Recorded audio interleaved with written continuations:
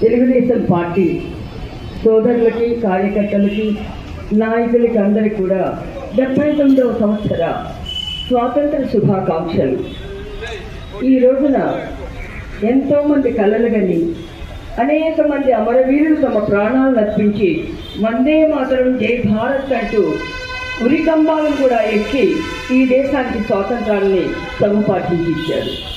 ఆ తర్వాత ఒక కొత్త రాజ్యాంగాన్ని రచించుకొని పేద ప్రజల కోసం, అన్ని వర్గాల వారి కోసం, సమాన అవకాశాల కోసం, స్వేచ్ఛ, సమానత్వం, సౌభ్రాతృత్వం కోసం, ప్రజాస్వామ్య పరిరక్షణ కోసం రాజ్యాంగాన్ని ఏర్పరచుకున్న మనం హైదరాబాద్ నగరంలో మాత్రం ఆ రోజు అర్ధరాత్రి స్వాతంత్ర ఫలాలు దేశానికంతా అందినా కూడా ఒక కొద్ది రోజుల తర్వాత మాత్రమే 1947 ఆగస్టు 15 మాత్రం మనకు స్వాతంత్రం రాలేదు.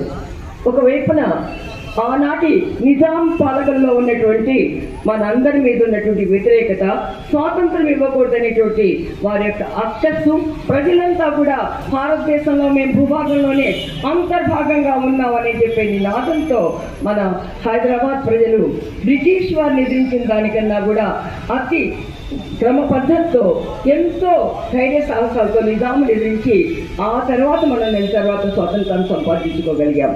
కానీ ఈనాడు స్వాతంత్రం వచ్చింది, భారతదేశం అతి పెద్ద ఆర్థిక వ్యవస్థగా ప్రపంచంలో ఆవిర్భవిస్తుందంటున్నాం. ఆత్మ నిర్భర్ అంటూ మన మోడీ గారు నినాదాలు ఇస్తున్నారు.